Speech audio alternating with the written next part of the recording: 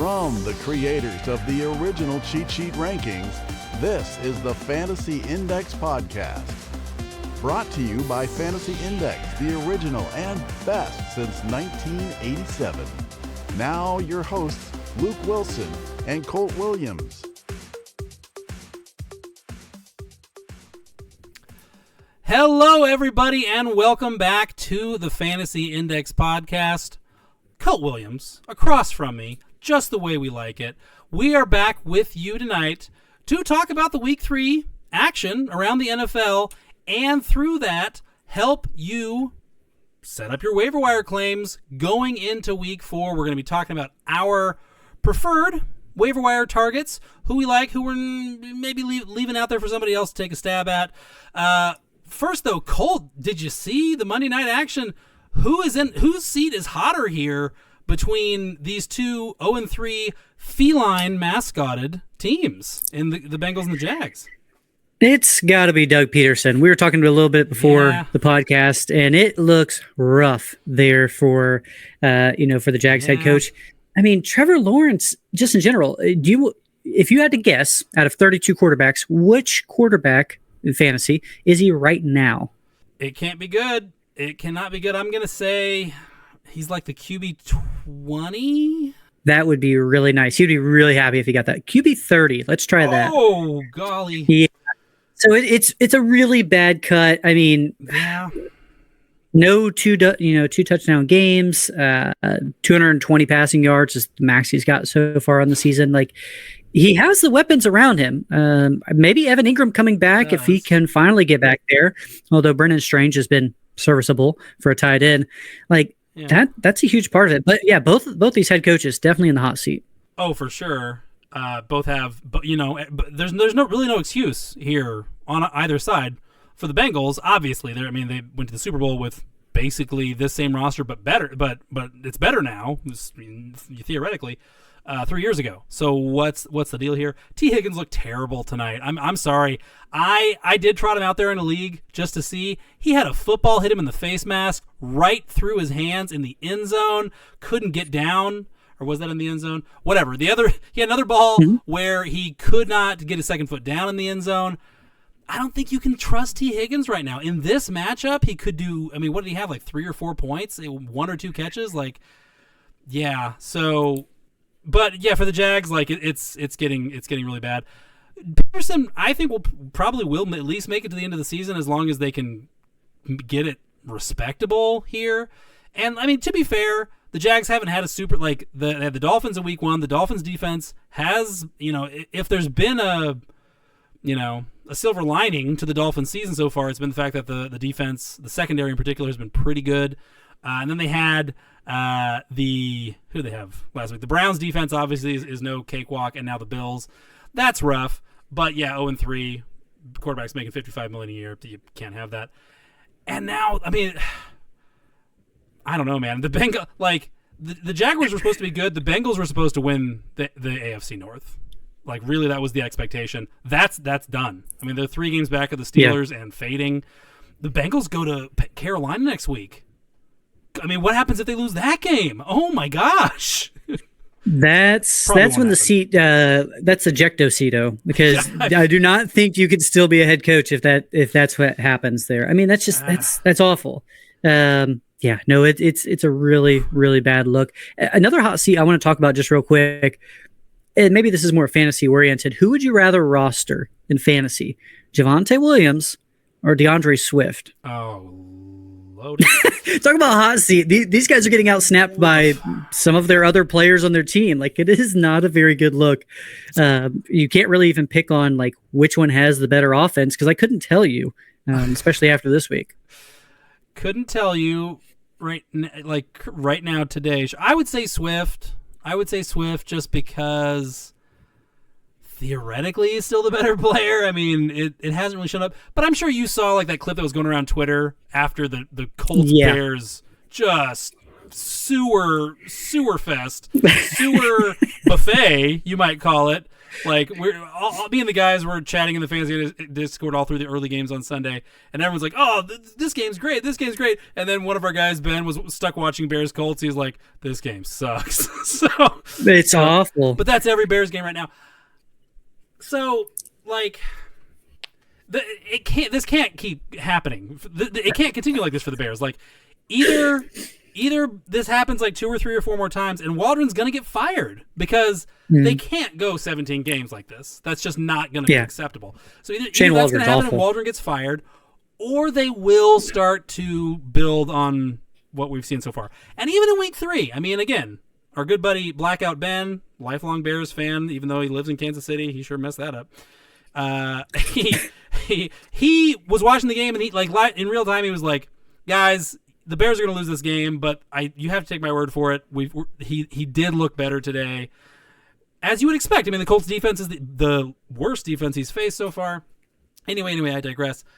Swift, talent-wise, ceiling-wise, just theoretically for the offense, I would lean that way.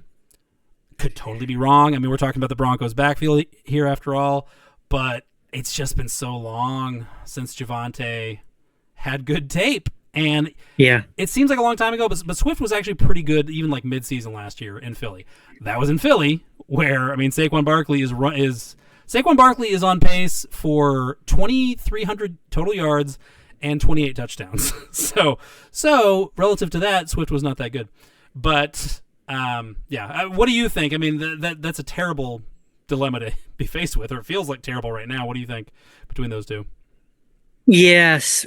I mean, what's funny is Swift is rostered in 92% of leagues, so people are definitely still trouting him out there onto their rosters. I can't imagine that they aren't.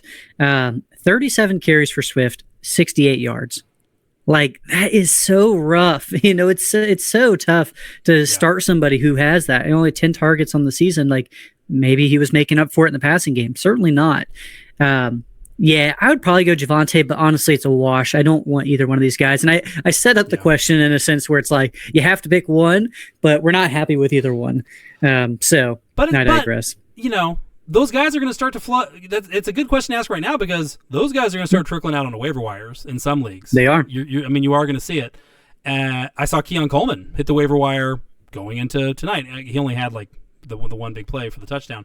But yeah, now week 3, we're really going to start seeing these guys start to surface. So it does behoove us to have some feeling about, the underperformers league-wide.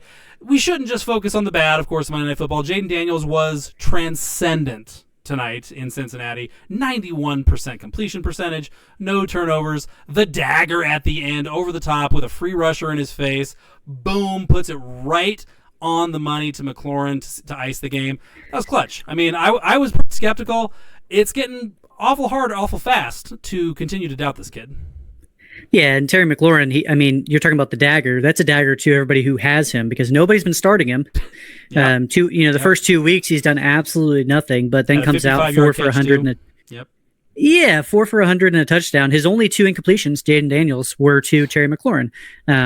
But it's not necessarily McLaurin's fault there. It's like it's a perfect game for Jaden Daniels. We were kind of talking about it. Rushing is broken for these quarterbacks. So even a rookie quarterback, we were kind of excited for. But this was a really good passing performance. That's exactly what we wanted to see here coming out of the rookie. So in Joe Burrow on the other side, look like vintage Joe Burrow. Little dinks and dunks, but 325 yards. We'll take that.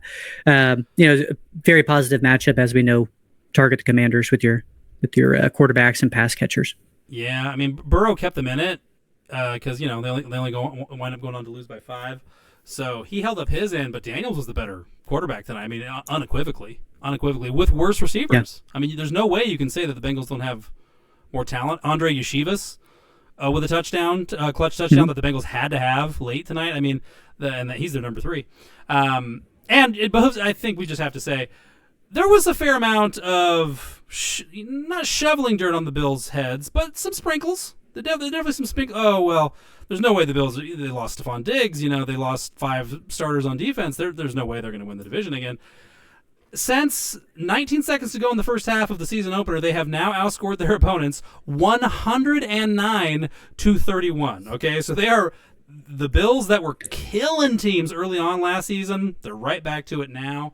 So, yeah, somebody is going to – and frankly, the competition around them, I mean, the Dolphins gave them a real run for it last year. They're in no position to do it now. Patriots falling out of it quick. It looks like it's their division. So, to Buffalo fans who were aggrieved by people saying, well, the window's closed in Buffalo, it's wide open. Yeah, and then they get Baltimore and Houston. Baltimore's actually been great for quarterbacks opposing, and then Sam Darnold. I think it was just 3 or 4 touchdowns against Houston. So 4.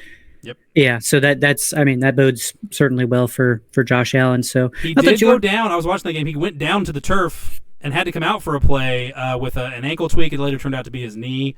So he'll definitely be on the injury report throughout the week. He may even wind up being iffy for week 4 in a huge game against the Packers. That one's got real juice, and so does Bills Ravens. Man, we got some real games coming up this weekend, buddy. Saints Falcons for control of the South. I mean, football watching this weekend, my friend.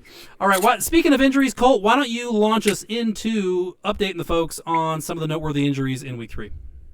Yeah. So as we mentioned, we were recording this Monday night. So obviously take that precautionary approach and make sure you stay up to date in your league. But CMC, he's going to see a specialist in Germany. I'm not sure what to make of that. I don't know if that's good news or bad news. You would think that, to me, that's bad news, but at least he's seeing somebody as opposed to just sitting there. I'm not super excited about that news. This is a cover for the fact that a lot of people don't know this. Christian McCaffrey loves techno. And Berlin is the mecca of club trance music, okay? So this is all just a smokescreen. He's fine. I'm saying this as somebody who owns Christian McCaffrey in a couple leagues, one of which where I'm 1 and 2, and I desperately need him back. That's irrelevant. He's fine. I know he's fine, and this is just, it's recreational, like with Aaron Rodgers going to Egypt over the summer, missing mandatory training camp for the Jets. RELAX, right? Am I wrong? Could this? Yeah, actually, just McCaffrey just texted me. I know he's good. Okay, so we don't have to worry about the Germany specialist. Adam Thielen, though. I knew it. I knew it all along.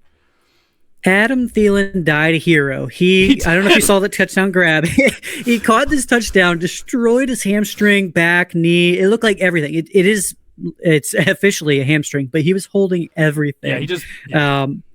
It was a deep touchdown. It was so awesome. All the not the fact that he got hurt. Touchdown bets hit, and then he was gone. Yeah. Then you were good. So yeah, Adam Thielen dealing with the hamstring. He's going to miss some time. We got some guys to kind of mention in his absence. Austin Eckler, Trey McBride, and Devonta Smith. They are all hanging out at the concussion table. They're in concussion protocol. So keep an eye on them. Jaylen Warren has an undisclosed injury, and Najee Harris, both Steelers running backs. He was wearing a sling on his right arm after the game. So that's never. I mean, sometimes we see these guys will come out with a boot and then they're perfectly fine halfway through the week. But again, this is certainly something to watch, especially in a backfield where I don't really know who the third is. Cordell Patterson. Like, we're not going to mention him here today, but that could be a sneaky play in that event. I don't have the stones for it. No. But Sam Laporta, many people's tight end number 1 that came off the board in this summer's drafts. Low ankle sprain. That's the positive news. It's not a high ankle sprain. He plays on Monday Night Football. So if you're starting him in your tight end position, which I'm sure you are, have Brock Wright. He is the backup, or who's on the other side of the ball. You've got Noah Fant. So have another option at the tight end position just in case you don't get any other updates and he's not ruled out beforehand. There's 2 Monday Night Football games. You got the Titans and Dolphins. You got the Seahawks and Lions. So take your pick at any of those tight ends there. Maybe Jonnu Smith would be a decent option. Chig Okonkwo for the true riverboat gamblers out there. Yeah, definitely got to be a riverboat gambler for that. Tank Dell, man, he got banged up in this game. Wrist, hand, ribs injury. Justin Herbert, he re-aggravated his ankle. It's a high ankle sprain. So we were already skeptical about starting any of the pass catchers there. Quentin Johnston got a touchdown, but I think he only had 2 targets in the game in total. And then, if Taylor Heineke is the quarterback, I like Taylor Heineke. I think he's a good quarterback. He's solid backup. But again, they're just not passing the ball enough. And if they have Heineke in there, I'm sure they're going to want to pass even less. So Justin Herbert maybe going to miss some time. Brock Purdy, day-to-day with some back soreness. And Skylar Thompson, he's dealing with a chest injury. So that's when Tim Boyle took over at quarterback for the Dolphins. So it's a revolving door for the quarterbacks there in Miami. If you're the Chargers, just to dwell on this one for a second, because the Chargers are 2-1, and I mean they gave the Steelers a game. 20-10 was the final, but they were in that game. They were leading in that game for a portion. If you're the Chargers, you're at home for the Chiefs. The undefeated Chiefs coming to town. It's a big game. You have your bye in week 5. Oh, you said them. Well, I mean, do you, or do you ask him to gut it out and, hey, buddy, then we got 2 weeks for you? I mean, it's Taylor Heineke, yeah, sure. Against the Chiefs, like, come on. You're if you're not punting that game, you're definitely decrementing your win probability handily. I don't know, man. I think you're paying this guy $50 million. Like, do you ask it? Hey, I know it hurts. Let us give you some of the goof juice, and let's go get one off of Mahomes finally, buddy. What do you say? It's Harbaugh. If anybody's going to ask him to go, it's Harbaugh. Yeah, that's true. What I'll say is, like, I think they won't let him play because the bye plays into it a lot. But he's passed the ball 26 times, 20 times, and then played 3 quarters and passed it 18 times. So he's on pace for another 24 pass attempt game. Yeah. Like Taylor Heineke can hand the ball off enough. It's not like they're just running the ball a ton. I think for sure he doesn't play. It would be a good game to play because we want we want to get a win against these Chiefs. But yeah, it's rough. Speaking of Pittsburgh, Russell Herbert Wilson. Play one snap, then he leaves, and then the Chargers win, and so Herbert can technically get his first win against Mahomes. Anyway, go ahead. There you go. We're talking about hot seats, and we're talking about the Steelers for a second. Justin Fields, 3-0, Pittsburgh Steelers. Does Russell Wilson ever get control of the starting job again if they keep winning? I'm going to pull up the Steelers schedule here. They've got Indianapolis. That's winnable. Dallas. Winnable. Raiders, Jets, Giants, all that before the bye. Maybe Dallas and Jets, that's a little questionable. I mean, the way Dallas has been playing, but they can win every one of those games. I mean, the way they're playing right now, they can win every one of those games. Yeah, I mean, unless Fields all of a sudden goes completely off the rails, which doesn't seem likely, honestly. Like they're doing such a good job of keeping his nose clean. Yeah, Russell Wilson's not gonna get back on the field. It's just not gonna. Why would you do it? Because you said he was the starter in April or something. Like you're paying him $1 million. Like you've got more invested in Fields with whatever it was the 6th round, the 6th for 7th pick swap. That's worth more than $1 million right there. I mean, they've got nothing invested in really either guy, but it's working with Fields and Wilson still has there are things he brings to the table. But does he bring much to the table that Fields doesn't? I mean, Fields can throw the long ball over the top. That's what he's been doing. That's the only thing. That's all they're really asking him to do is, when they get into, defenses suck toward the line of scrimmage, they're not letting him throw against cover 3. The Steelers don't want to do that. Period. It's not the Big Ben days. No, I don't see a scenario, barring Fields getting hurt or falling apart, where Russ is going to make a start anytime soon. He might get traded just to alleviate the embarrassment and all that. There's a chance. So. Let's go ahead. Let's get into our waivers, shall we? Let's go. We'll kick it off with running backs as we always do. I've got to mention this guy because he was my running back 1 in the pre-draft process before the draft, and then he falls all the way to the 4th round, and I was like, oh no. Well, we talked about it on the running back. Our rookie. That's right. Rookie review. I went back and looked at it. I was like, I positive I had Braylon Allen as my number 1, and then obviously he fell in the draft. He fell in the draft for quite a while. I think he's more than an insurance back to Breece Hall. I mean, he's had some juice here so far in the season. What is he right now? I think he's running back 29. I've got him as in one of my leagues. I'm showing him.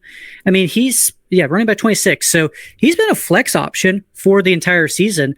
He's shown juice. He's been great so far when he's gotten the ball, averaging over 5 yards a carry. I have a hypothetical for you. If Breece Hall were to go down to injury, and let's say it's the entire season, we kind of have a Jordan Mason-esque part, where would you rank Braylon Allen for the rest of the season? I'm going to give you some names, and you tell me who you would rather have. Mm-hmm. Okay? We're going to go with Well, Jordan Mason. Let's start there. Would you rather have Jordan Mason, knowing that Christian McCaffrey's probably going to come back at some point, or Braylon Allen? Let's again, if Breece Hall was out for the entire season. I'm gonna say Mason. Even though I see the argument for Allen. Obviously, I'm gonna say Mason because there's a real chance. I would even argue a solid chance that Allen would wind up in a committee, and I don't trust the Jets' run game to really be able to take it to teams week in and week out yet. They've had a tough time getting Breece established on the ground. So, but obviously you want Allen at that point for sure. I would lean Mason personally. Okay. What about David Montgomery? Ooh, Allen. Okay. Aaron Jones? We're assuming half PPR here as well. I know. I gotta go Jones, but it's close. It's so close. That is pretty close.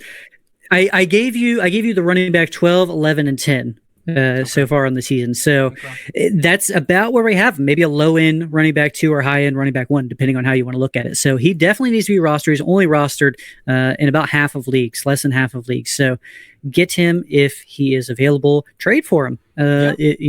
Even if you aren't the whole owner, like there's some flexibility to his game, and then if an injury happens, just catapults him and shoots him to the moon. Even if it's just for a game or two, like you'll reap the benefits. And Bucky Irving, if the hall owner, even if you're not the hall owner, you have something that the hall owner definitely would like to have for sure. Yeah. So maybe he's got one of your handcuffs or some other piece on his roster. You've got an effective bargaining chip for sure. Yeah. Definitely.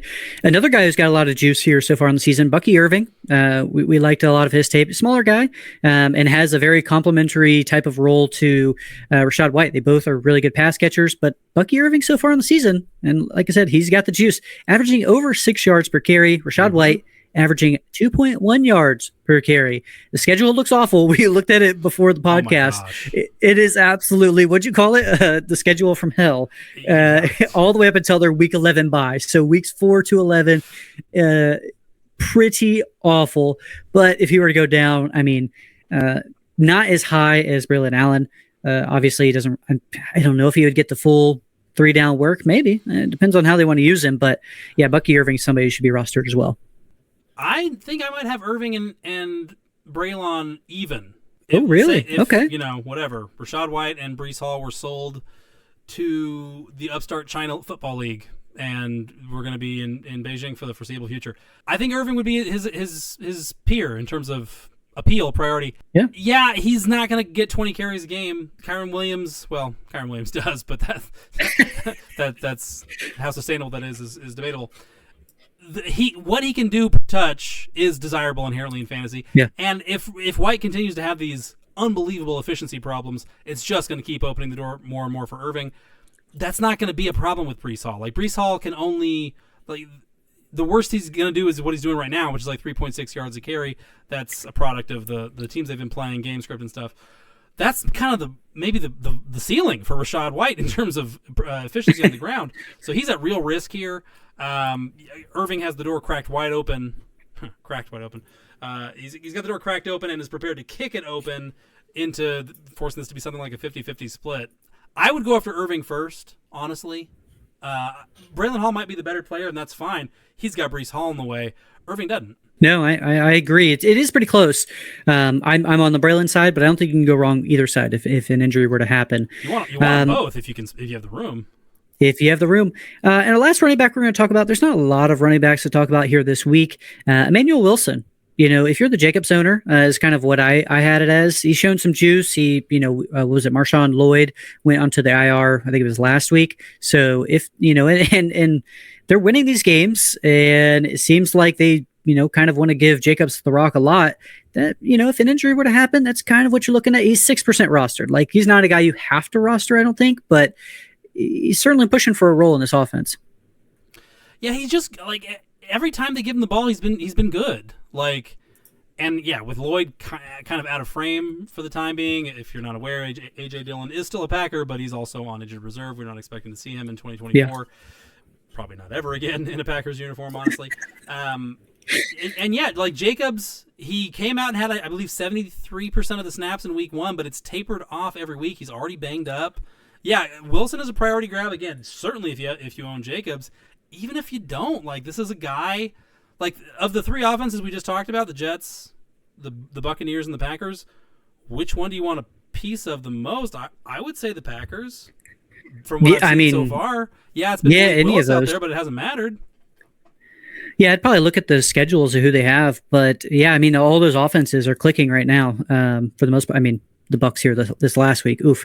But for the most part, yeah, they've been clicking. So yeah, I don't think you can go wrong with any one of these running backs. And Emmanuel Wilson, you're not going to have to pay up nearly as much for.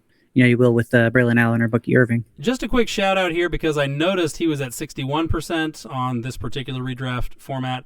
So it's still pretty high, but he's out there in leagues. Chuba Hubbard, obviously, if he's out there in your league, Colt hit a home run on that being his start of the week last week. I understood the argument for it, but I just got Panthers, Stockholm syndrome. I've been down in the cellar getting clubbed in the head by my Panthers players for a couple of years now. I was a coward, and your courage was rewarded. My cowardice punished, as well it should be. Good call there, Cole. They pulled Chuba Hubbard, who had in half-point scoring 25 points. They pulled Chuba Hubbard and put Miles Sanders in there, and he got a touchdown as well.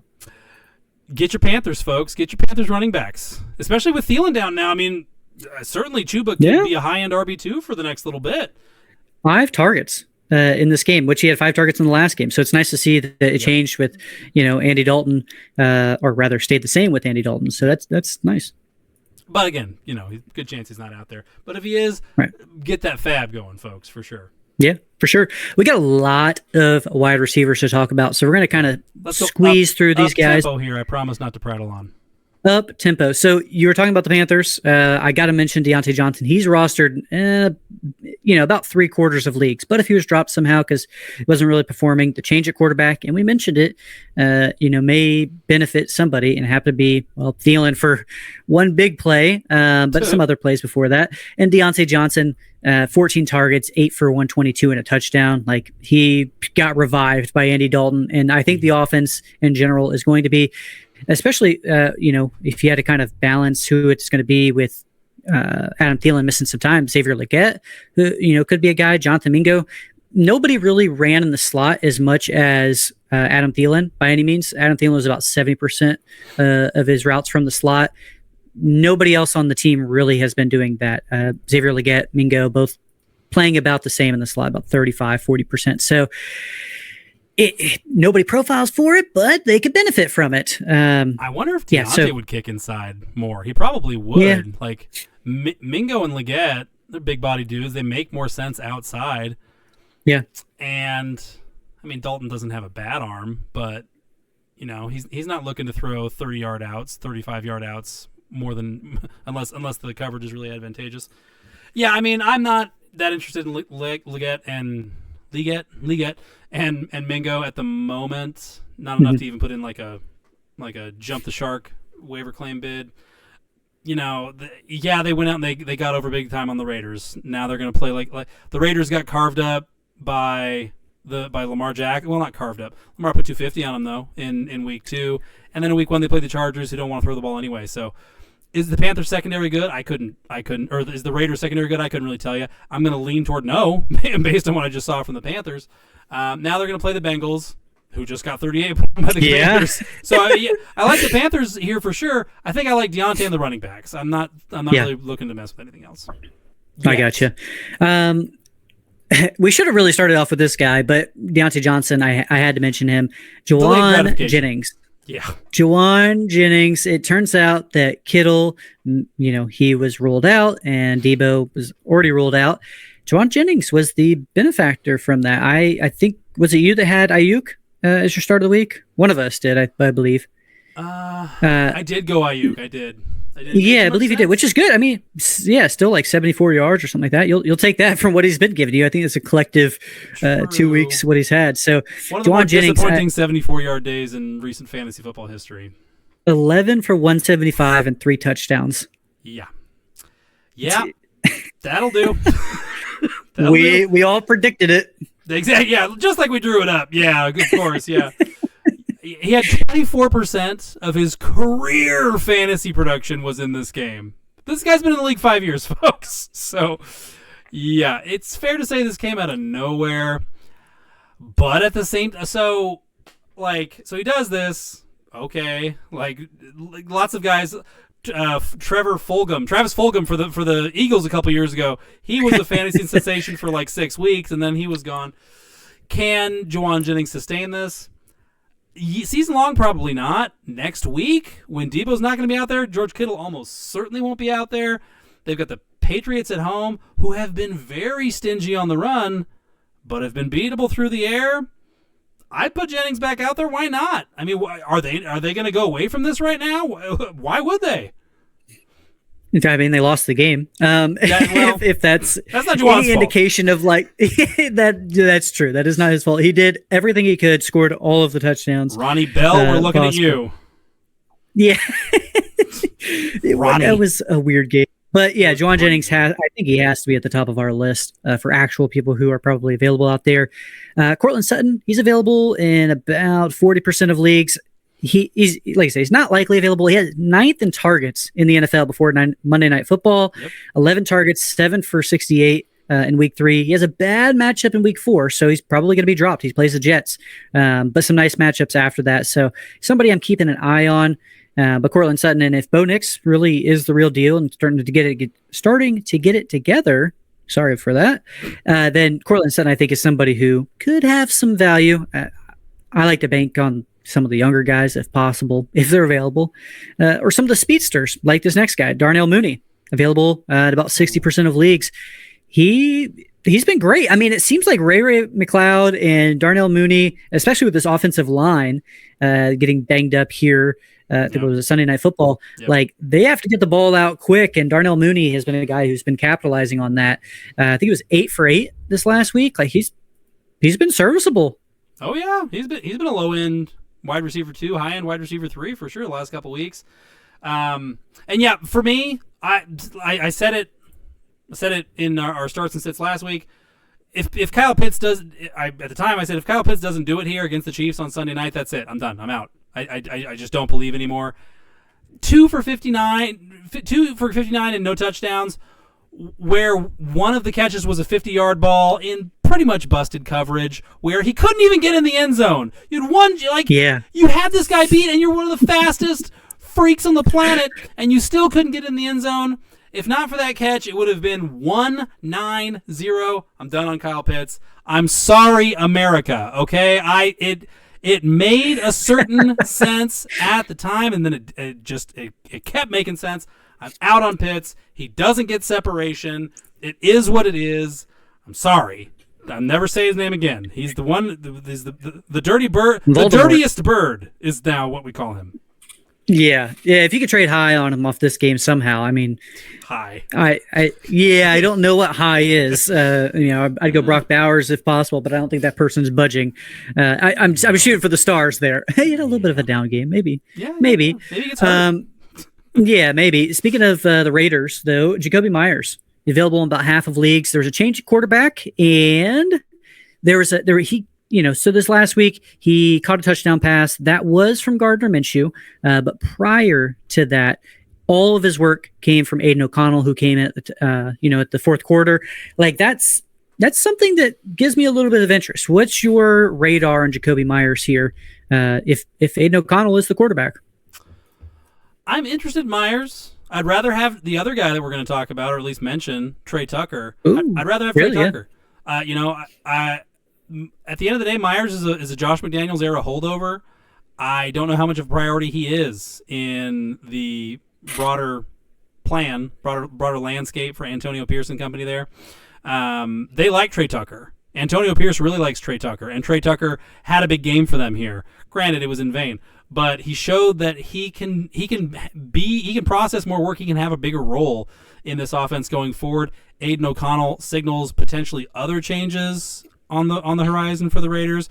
Antonio Pierce had some borderline fire and brimstone, like Clint Eastwood at the end of Unforgiven type of commentary in the post-game presser that did not explicitly mention Devontae Adams by name, but we knew who he was talking about when he said certain individuals on this team made some business decisions out there today. We're going to make some business decisions of our own around here now going forward. A chill came over the room, okay, when your coach starts talking like that. So we are on the cusp of potentially some personnel turnover in Las Vegas. I'm jumping out on Trey Tucker as being a potentially the biggest beneficiary of change if it were to come in the next week or 2 or 3 for these Raiders. So, but Myers too. I mean, I'll grab either one honestly if I'm hurting for wide receiver. Yeah, I think both are going to get bids on him in, I would say, majority of leagues. Myers, obviously more because he's rostered in half of leagues already. But yeah, I mean, shoot your shot on whichever guy you think it is. I don't think you can go wrong either way. Both are going to have a role if everything keeps going the way that it has been. Jalen Naylor. Yeah. Naylor. We got to mention him. He's caught a touchdown in all 3 of the first 3 games here this season. You got TJ Hawkinson probably coming back in just a couple of weeks. They got a bye in week 6. Maybe he has a role here for week 4 and 5 until Hawkinson comes back. Maybe they just kind of hold off on him. But things have been rolling. He's a wide receiver 22 on the season. 3 touchdowns will do that. Not a lot of volume, but somebody probably worth stashing. I would give it another game. I'd run him out there as a flex again here. They're saying Jordan Addison is still day to day.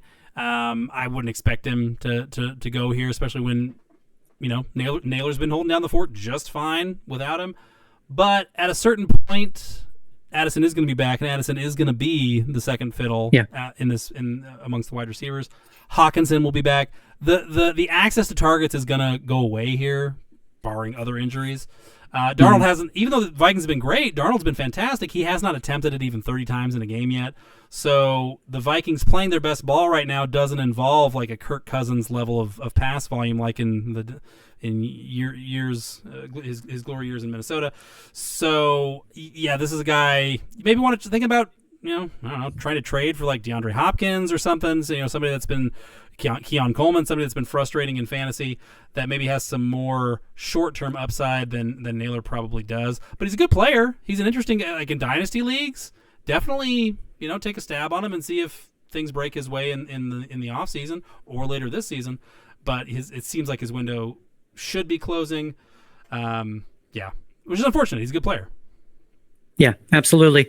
This next guy I think is kind of maybe a spot start. You got Michael Wilson, Arizona Cardinals wide receiver. He had 9 targets, 8 for 64 here in week 3 versus the Lions. Yeah. Gets Washington, which is one of the best matchups for wide receivers. Like we just saw that. So as somebody who's been the wide receiver 2 for the Cardinals, and Trey McBride is banged up in concussion protocol. Like if he were to miss, I think it's Michael Wilson, not necessarily to the moon, but certainly a flex option here going into week 4. Alan Lazard, again, we're talking about guys who have just been getting touchdowns. He's a full-time player. Mike Williams is still slow to come back. I look at him and Naylor about in the same vein of Alan Lazard probably has more long-term sustainability, but just kind of you're hoping for a touchdown, and the connection with Aaron Rodgers so far this season has been great. I like this next guy actually a good bit, and I probably shouldn't. It's Wan'Dale Robinson, Giants wide receiver. He's 13th in the NFL in targets. In PPR or deeper leagues, I think he's not a bad ad. But that side that you just gave me says, I don't care. They're 13 of the most NFL targets from Daniel Jones. So you tell me. The Giants' pass game has been passable. It has not been great. When it has been good, it's been solely because of Malik Neighbors. But when you have a player that can distort opposing secondaries like Malik Neighbors clearly can, and is set to do that very thing in the weeks ahead, it can be beneficial for the guys around him, like your Wan'Dale Robinsons, your Darius Slaytons as well. I don't like it. it is grotesque, but sometimes grotesque wins in fantasy, and there's nothing I can do about that. So I can respect it. The upcoming schedule: Dallas, Seattle, Cincy. Doesn't really jump. Pittsburgh in a couple weeks after that doesn't really jump off the page at me. But sure, fine, I suppose, if deep league and extenuating. Alan Lazard, we said we were never going to do it, Colt. Why? And then what do? You cave to the big Lazard lobby and mention his name in the podcast. I'm disappointed, buddy. He, and I wrote it up. I wrote up a little bit on the Jets in website on the wide receiver 13. An article on the website. Yes, he's the wide receiver 13 right now. Aaron Rodgers came out after the Patriots game and said, yeah, I mean, teams are they're showing us so much too high safety and taking away Garrett Wilson that, we want to get it to Garrett, but if they're just going to give us Alan Lazard, we'll take it. If Rodgers does that to enough teams, just dumps it off to Lazard and finds Tyler Conklin for 93 yards like he did on Thursday night, teams are going to and Mike Williams starts to really play a normal complement of snaps, teams are going to be able to continue to do that. But the next team, the Broncos, Patrick Surtain, next team probably will do exactly that. After that, Garrett Wilson should start to come back to life, we think. So, Alan Lazard has more yards than Garrett Wilson in 2 of these 3 games. He has 3 touchdowns on the season. Garrett Wilson has 1. Garrett Wilson is the wide receiver 30. Last season, he was the wide receiver 32, and the year before that, he was the wide receiver 19. I told you he's a bad player. I don't think he's great. I overall in that entire draft class, Garrett Wilson, Chris Olave, Drake London, Jameson Williams, for what we thought they were, I think they're certainly disappointing. And Garrett Wilson is not at the top of that list for me. Bold. Is it bold though? The consensus says that he's a good wide receiver, but I just haven't seen it. There's a lot of different opinions on Aaron Rodgers, the man. Aaron Rodgers, the football player. It's really hard to argue that he's pretty good and kind of knows his stuff. And he continues. Garrett Wilson is 9th in the league in target share, 27.7%. So he's getting the looks from a guy who historically, it's easy to convince him not to give you looks. Just ask Christian Watson a couple years ago. If you offend him or he just doesn't like the cut of your jib, he will stop throwing you the ball. He has Aaron Rodgers' blessing. And you can't incriminate this guy for anything from 2022 or 2023. You can't. It was Zach Wilson and pre-hero mode Joe Flacco. Come on, that's ridiculous. Those Jets were terrible. And then yes, the start this year has not been good. Again, passing offenses league wide have been bad. Passing yardage has been down.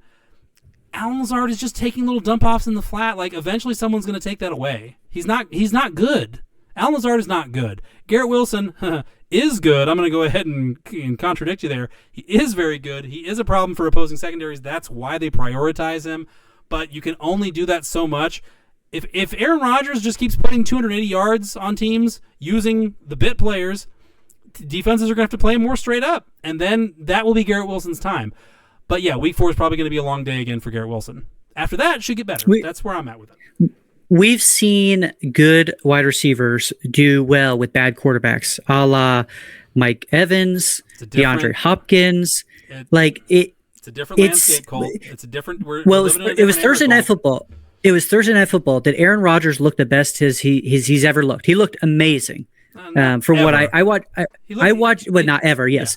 But he looked really good for coming off the Achilles. Doesn't look anything like Kirk Cousins, and I know they're 2 different time periods and 2 different healing processes and ages and all that kind of stuff.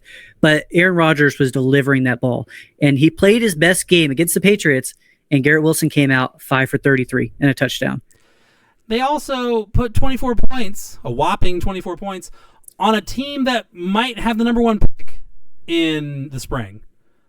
That's not that impressive. Jacoby Brissett didn't even throw for 100 yards. They did not mollywop this team. They gently, politely put them up on the shelf at a respectful pace. Rodgers took what the Patriots gave him all day long, and what the Patriots that made it a priority not to give him was Garrett Wilson for any sort of big plays. Aaron Rodgers kept taking chunks. Yeah, sure. A game manager, which that's what Aaron Rodgers is at this point in his career, my opinion, is gonna take that, because that's how he's out there to win. He's not out there to throw for 4,700 yards. So yeah, I mean, Garrett Wilson's probably gonna have some more clunkers like this when defenses are playing in this way, for sure. If the Jets, as long as the Jets offense doesn't fall apart, Garrett Wilson will get his in the end, I believe. Full disclosure, my Garrett Wilson exposure in fantasy is moderate. It's not high, it's not zero, it's moderate. Yeah, anyway. Mine is 0. So I will. We both have our biases, Colton. Yeah, I made sure that I didn't draft him. Last wide receiver I want to talk about here is any Rams wide receiver. Pick your poison. Yep. Tutu Atwell, Jordan Whittington, Demarcus Robinson, Tyler Johnson. Like, you can honestly pick any of them. And hope that one of them has a big catch. I like Tutu the most. I think Whittington did look good out there, but he had the least amount of targets, which was kind of surprising for, like I said, how good he looked. It was the Kyren Williams show, which was, I thought for sure it was sell high on Kyren before this upcoming schedule. San Francisco, Green Bay, Bears, then a bye week. Like, it didn't look great, and they lost all their wide receivers. So I thought for sure it was going to be focus on Kyren, and yet he comes out with a 3 touchdown day and over 100 scrimmage yards. Like, okay, yeah. I mean, keep playing your Kyren. It doesn't make sense that it could have worked, and Kyren is averaging a whopping 3 yards flat per carry for the season. So yeah, the touchdowns are great, and touchdowns fix everything. If the Rams offense can't learn some new tricks fast, the 49ers defense is clearly struggling. Like that, let's not kid ourselves. They did not dominate the Jets. They beat them. They did not dominate them. The Vikings obviously were able to get 23 on them, and then they give it away the game against the Rams. All's not well with the 49ers defense here, obviously. I'm not saying, obviously I was very skeptical. I was very skittish about Kyren Williams at his ADP. He had a good game yesterday. It was his first top 20 finish at running back in half PPR of the season. So that was nice. It was good that he finally, paid back some of his ADP for his owners out there. I am not one. But let's just be careful about, assuming, okay, well now this is just going to be the new norm. No, it's not. Like with all their receivers hurt, like there are gonna be some more clunkers in the days ahead. Why let Kyren Williams beat you? Make the Rams do something through the air. So anyway. And I'll say that Blake Corum is certainly a drop. We mentioned him, I think after week 1 with getting 0 snaps. He got 0 rushing attempts here in this game as well. Like, it's no sure thing that he is the backup. It could be Ronnie Rivers. Like, I don't want to touch it whatsoever. I think that there could be some value, but I don't know who it's going to be, and I don't want to just keep waiting for it to happen. I will say, 5 touchdowns for Kyren in 3 games.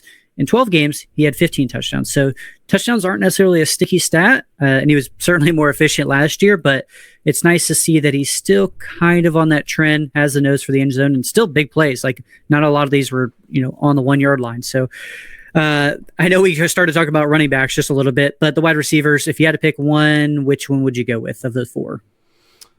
Sorry, what are my options? Tutu Atwell, Demarcus Robinson, Tyler Johnson, and Jordan Whittington. I didn't see anything in that game that is moving me off the ball here. Yeah. I still think Demarcus Robinson is Demarcus Robinson. Bold statement, I know. Tyler Johnson, Tutu Atwell, like, these are guys. Tutu Atwell's been in this ecosystem for years now, and they've seen fit to pass him over and over and over again.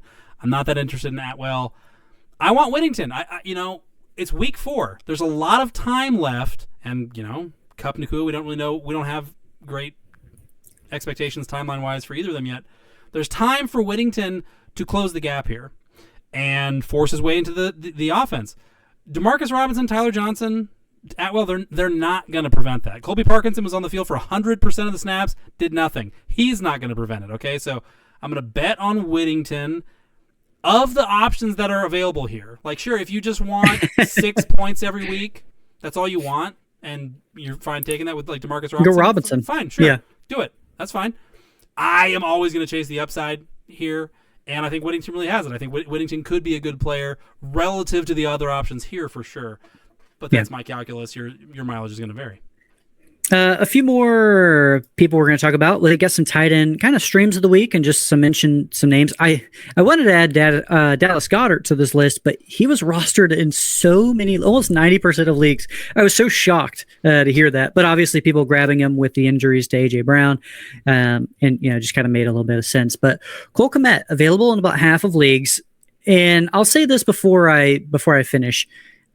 I don't like chasing tight end boom games. I said it when we were putting Hunter Henry into the stream of the week, and he had 100 yards, 8 catches, 10 catches, whatever it was, and then went 2 for 9. I feel like with tight ends, you just have to keep rolling out the same option and get the lumps as you can. Right. It's really tough to chase them. Some of the the better options here this week as far as matchup dependent or good tight ends, so they're not going to be available. But yeah, Cole Kmet 10 for 97 and a touchdown, looked great. Looked injured at one point of the game, but Cole Kmet looked pretty good. Are you in the same boat of rolling with the same guys, like the Kyle Pitts of the world, or are you going to go with the guys who've been booming?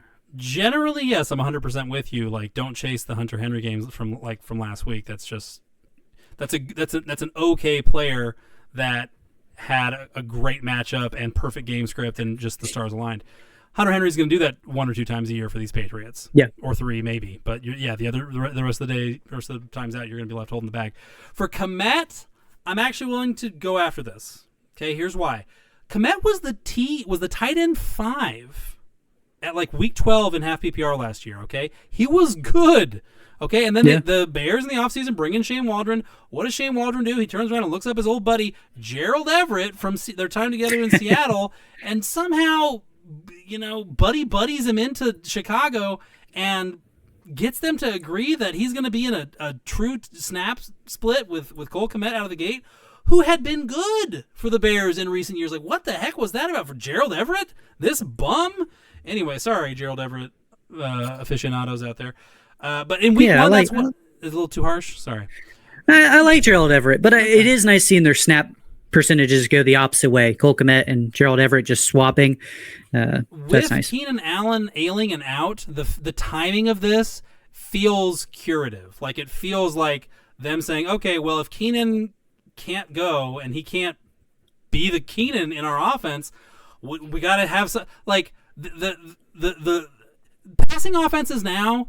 Kansas City, we saw it even earlier tonight from the Commanders with Jaden Daniels. Passing offenses have to dink and dunk a fair amount now. They have to do that to pull secondaries down toward the line of scrimmage and get those 5 and 6 defensive backs running sideways on the field and anticipating running sideways if they're going to go down the field at all. The Bear, Caleb has been throwing it deep a ton. You can't just do that anymore. You can't. Even if you have great receivers with Odunze and DJ Moore, you have to be willing to take what the defense will give you more often than not. Cole Kmet helps you do that. That's why they brought in Keenan Allen, is to be that, that's what the Texans are doing with Stephon Diggs.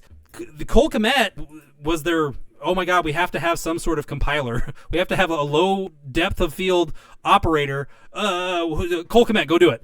And he did it. So if Keenan Allen doesn't go next week in that matchup against the Rams, I'll trot Kmet out there for sure. Yeah, not a lot of tight ends options there, but you made a reasonable point. He made a reasonable point there with Cole Kmet. I've got Brock Wright in here. This is strictly for the Sam Laporta Hive owners. You can go that option. Brock Wright ended up 4 receptions for 34 yards. Never really been that type of guy.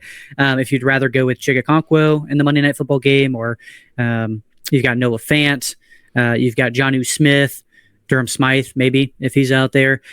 So yeah, if you got a few, if you want to go real dirty, and if somebody did you dirty and maybe picked up those players, hopefully Laporta is out or even playing. If he's playing, you're playing him over any of these other guys. But if you have to, make sure you have another tight end option. And then quarterback stream of the week, which I don't think a lot of people have been streaming him. I think they've been too scared because of the name. But the quarterback 2 on the season, Sam Darnold, banged up his knee. X-rays or MRI is coming back that he's not supposed to miss any time. It's just a knee bruise. He should be good to go. So I mean, he left the game for a little bit, came back in. He hasn't thrown for a ton of yards. He's been very efficient with touchdowns. You mentioned that earlier here in the podcast. And he's just minimized the turnovers. In Green Bay, they've allowed the 7th most passing yards to quarterbacks through 3 weeks. Like, this might be the game where he can actually rack up some of those yards and use his efficiency. So a 2 touchdown, maybe 275 is what's something you could see from Sam Darnold here this week. I will say, again, on Sundays in the Fantasy Index Discord, we all kind of are chatting, live tweeting about whatever games we're watching, and all 3 weeks so far, there has been at least one Darnold spike in the chat where like 3 or 4 people are like, "Oh my God, Sam Darnold, no, why?" And then we're like, "Oh, what happened?" And then they're like, "Oh my God, Darnold almost had the dumbest turnover ever." It's happened every single week. So it happened in the Texans game. Oh, yeah. He's still fighting. I remember that one. He like threw it forward or whatever. Yeah, he's still fighting. He's still seeing some ghosts, Colt. They're not all gone no. yet. That's against the Patriots. But if the Vikings go out there and they beat Green Bay in Green Bay, which I don't think they're going to do it, honestly. But if they do, I think Sam Darnold's going to be a Viking in 2025. I mean, that's the direction this is trending with how good he's been so far. So, I mean, that's to me, that's game of the week. Minnesota at Green Bay. It's crazy. Like, it feels like the division is already between those two teams. I know Detroit is not out of it at all, but just the way they're playing, that's the way it kind of feels right now, Colt. So that's a huge game for me. I'll take Minnesota in that game, to be honest. I think it's going to... Yeah. I know it might be Malik Willis or a rusty Jordan Love, but Packers are no joke, buddy. I know they got beat in Philly. That was whatever. They're playing in freaking Rio de Janeiro or something like that. Come on. That was an grass. Like, come on. But yeah, I mean, it's gonna be a game. It's gonna be a tight game, unless it's a blowout, of course. Which, if it is, I think it's gonna be the Packers that are doing the blowing out. Darnold, I mean, whatever. Kind of like we said with Carl last week. Like, this is your last chance to grab Darnold, probably, because he's gonna get snapped up in a lot of leagues. What do you think about Justin Fields against the Colts next week? Would you do it? I would. So Justin Fields, I have him in a league. Well, I dropped him in a league. I started in the first 2 weeks. It was like 11 points. This is 4-point passing touchdown. Got me 11 points back-to-back weeks. I picked up Derek Carr, who I think was probably the quarterback 1 or 2 on the season at that point in time. And then he goes out and completely just stabs me in the back. What should have been the game of the week was 0-3 going into the fourth quarter. Like, man, against the Colts, he hasn't been running. Like, that's the part that I really want to see. Right. He has not been running the ball. I know that he has that. He hasn't necessarily been turning it over either. I think he just had his first turnover here this last week. But Justin Fields, I mean, who are my options at the quarterback position? Like, Justin Fields is somebody I feel like I have to roll out there. Like, he did run for a touchdown last week. He only had the 6 yards. The Colts just gave up 350 to Caleb Williams. And like, I still love Caleb Williams, but where that offense is at right now, still the Colts won and they got some turnovers out of him. Caleb Williams with a guard, his offensive line is playing terrible. The offense as a whole is so just stilted and shoot itself in the foot left and right. Threw for 350 anyway. I mean, he was still like a top 15 fantasy quarterback this week in a bad game where the Bears lost. I think Fields is set up for top 15 finish here. I really do. I think he's going to probably throw for one and run for one. Yeah, personally. He's got to run for one, or run for a lot of yards. That's how he's going to get to a top 15 finish. But a top 15 finish, that doesn't excite me in most 10, 12 team leagues. Sure. I think he's a safe option. Right. Right. But yeah, I mean, it's really tough at that point. Man. Yeah. It's a rough area with the quarterback streams. Whoever's playing, I think it's Kyler that's playing the Commanders. So it's like, whoever's playing the Commanders, just try to start that guy. Yeah. Try to start that guy if you can. Start the backup even, really. I mean, it's good. It's got a good chance of working out. Clayton Tune probably get you some points at the end of that one. There you go. All righty, folks. Well, thank you for joining us. And of course, if you haven't yet, you can still head over to the fantasyindex.com store and pick up your Super Fanatic newsletter package, which is going to give you the best of the best analysis, advice, content on players to target on the waiver wire in leagues, by scoring system, by league size, trade targets, who to start, who to sit week by week as well. So basically just a cheat code for making sure that you get in the playoffs in your fantasy league, and fantasyindex.com/store to go in there and pick that up. All right, well, we will be back with you guys next week. If you want to chatter to us on I'm going to start calling it X. On X, Colt, where can they get a hold of us? They can find you at dluke87, and they can find myself at _Colt Williams. I got people actually blowing me up. I got to answer them right after this. They got some start-sit questions for Guillotine Leagues. So we do all types of leagues where they got dynasty trades, you got redraft trades. You can hit us up with any of that if you happen to have any other questions. Absolutely. Alrighty, folks. We will be back with you next week. Stay safe out there. This has been the Fantasy Index Podcast. For more great content, premium rankings, and cheat sheets, head over to fantasyindex.com.